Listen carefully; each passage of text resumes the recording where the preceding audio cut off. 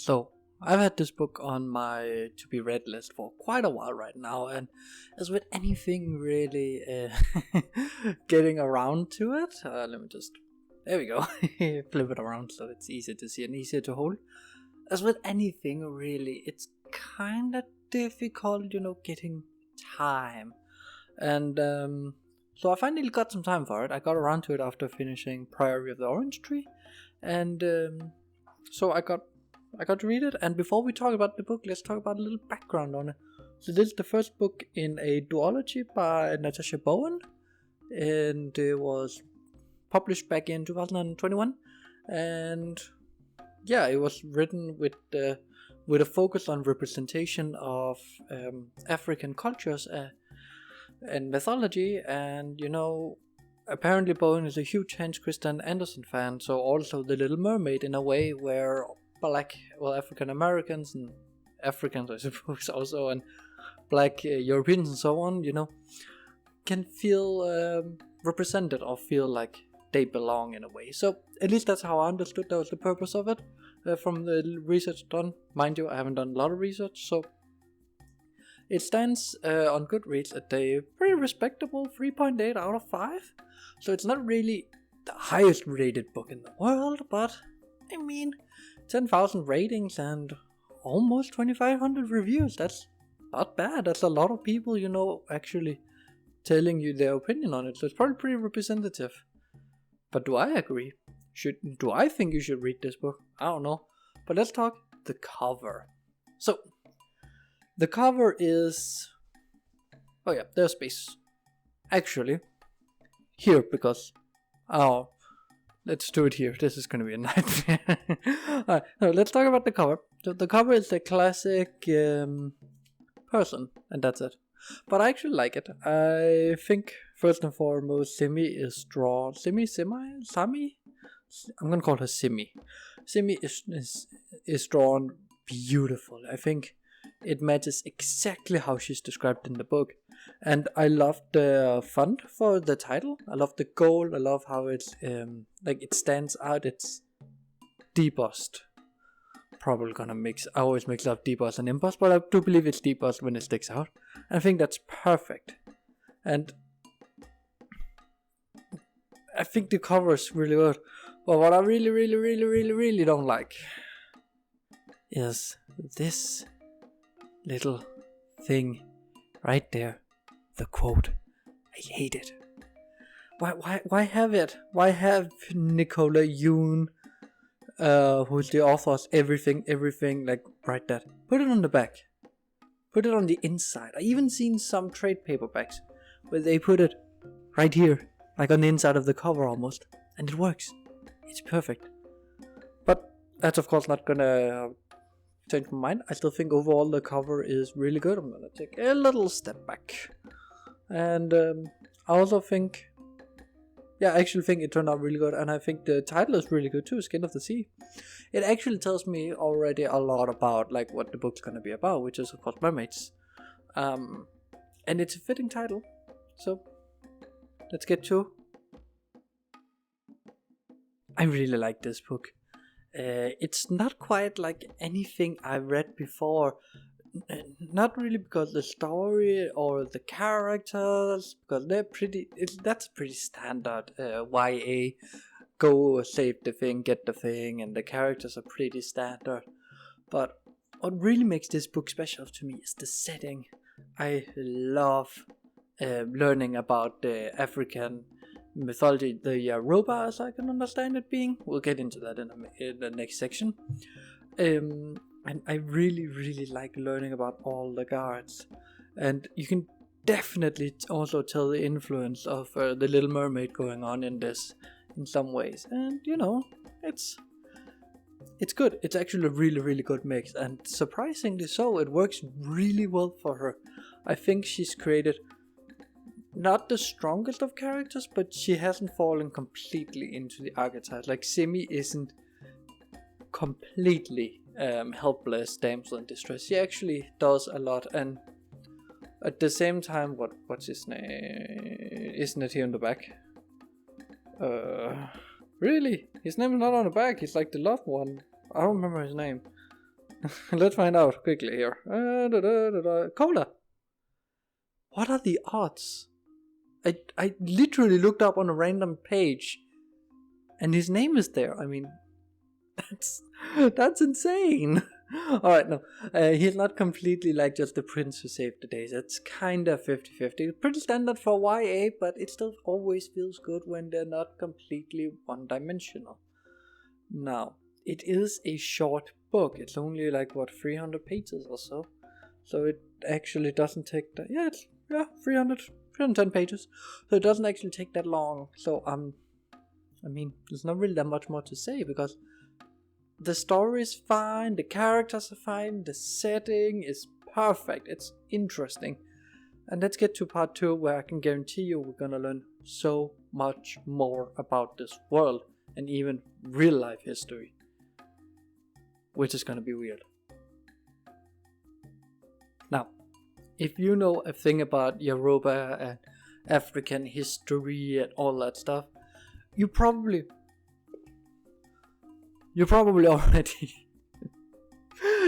already know where this book takes place. But if you're like me, a white Danish dude, you have no idea, sadly. So I'm excited. I was super excited to learn, and what's great about it is that I love history, and Bowen just threw in a gajillion, not that many actually, but a lot of tribes. So we're gonna go through them in just a bit.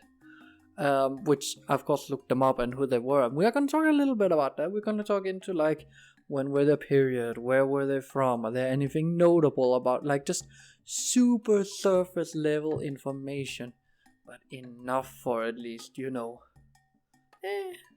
But please bear in mind when we get to them, that these are people who still live.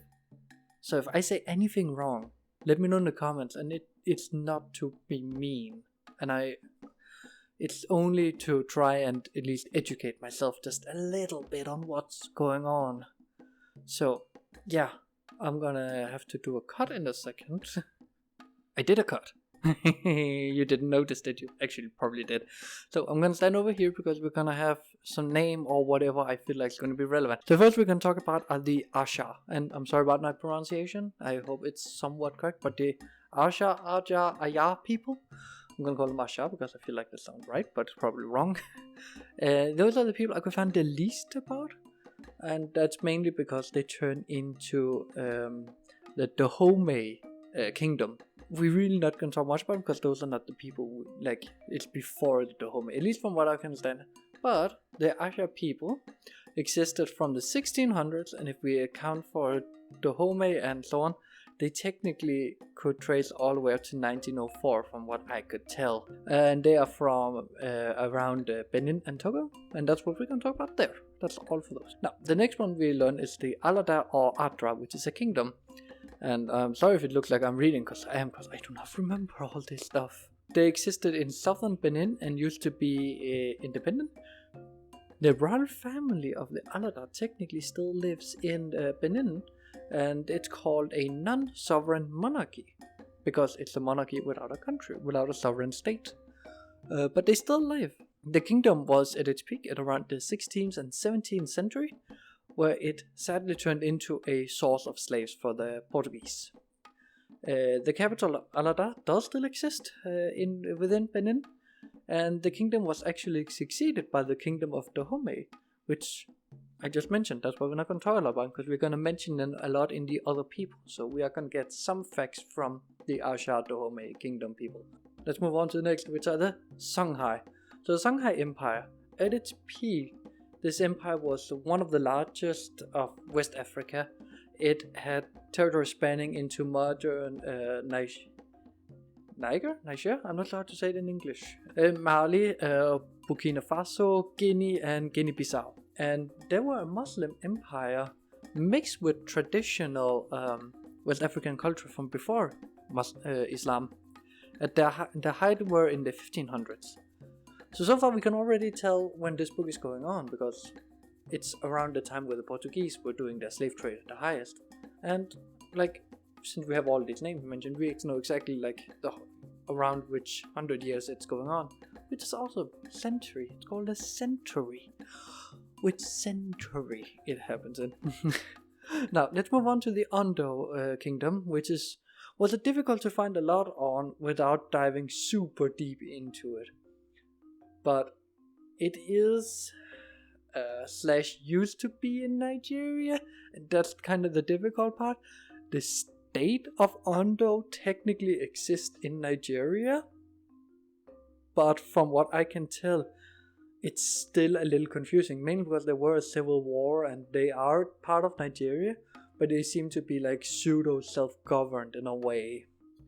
If you know anything about this, please leave like a comment describing it, a link or whatever to some sources. That would be awesome. But the kingdom seemed to be at its highest at around the 1500s, albeit being the smallest of the ones we talked about so far. The Oyo kingdom, which is where Simidel or Simi is from, and surprise, surprise, it's also the biggest. Yeah, it's the largest state of Yoruba land, which we will get to in a second. The Oyo kingdom used to be the largest and one of the most influential kingdoms of West Africa, along with the kingdom of Dahomey. See, there we go, we got back to them again. In the 17th century, it was the most populous Yoruba empire, while not encompassing all of what's called Yoruba land, which we will get to that. It seemed to also have its greatest period around the 17th century, although you could argue for the 14th century too, due to almost being equal in size, but some civil war and a lot of wars like lost with I believe it was the Mali Empire, made for a lot of great reforms and a lot of centralization of the country or kingdom, which made it go back into being I don't know why I looked at the book. The book is not going to tell me anything, which like brought it back to its greatness. Now, the final thing we're going to talk about is Yoruba land, which is not a country or a kingdom or empire. It's an area, and it's where the Yoruba people stem from, and it consists of Benin, Togo, and Nigeria as the main countries. And about 60 to 70% of this land of the area called Yoruba land is in Nigeria. And in total, there's estimated to be about 55 million Yoruba people. And I turned my microphone around. That's the second review I did that. And Yoruba people is also the one we follow here, which is Simidel and all that, and Koda. And it's like the guards we meet, like Olodumare, Isu, and Yamoja. Again, I looked up on a random page and the name was there. Honestly, I have not planned that. That's amazing though. So now that we understand a little of where the book takes place and the different people, let's actually move into the story, because I haven't talked about that. The book has a lot of flashbacks in it. Let me get back in center of frame, because I don't need any. I don't even know what I would add when I was talking about the people, but I made space for it in case there were something. I don't know. I'll figure that out. Edit on me, you figure it out. Anyway, let's get back to it. There are a lot of flashbacks in this book, like quite a lot. Most of the time I dislike them. It feels like it's just story padding. I get that it's to expand Simidel as a character, but I don't think it goes as well as Bowen was going for. Now, another thing, and I mean, I got used to it, but the first time there were flashbacks, I didn't realize there was a flashback. But usually it would be either like a drastic font change, or it would be pure italic, and the the page alignment changes to make it very visually clear for the reader. However, this seems to just go from a serif to a sans serif font, and that's about it. It's the same basic font otherwise. It feels like it. I mean, it isn't, I can tell you that, but that's what it felt like. So I didn't realize it at first, and I think that might be why I just, I wouldn't say I skipped them, but it wasn't the part where I was the most aware of what the text actually said. Now, at first the book mainly focuses on the guards, or recess as they're called, but it actually expands to mythical creatures of the Yoruba people as well, and like the Ninkananka, which is a giant snake-ish creature. And that's awesome. That's kind of like when you read a Greek myth or Roman myth or like Norse myth based book. Like, you want more than the gods. You want like the whole circle, because of course there's going to be magical creatures, and that's awesome. And I don't actually know like how accurate everything mentioned in this book is, like how accurate the gods and the creatures are to their, I guess, religion, cultural counterpart. But I hope I feel like it would be pretty representative. It feels like reading like based on Greek myth, but now just with Yoruba myth. So, of course, probably taking a lot of liberties, but I like it. Yeah, let's get to the final part of the book. Let's talk about the rest of the book. After meeting the priest or shaman or whatever it's called, can I do it the third time?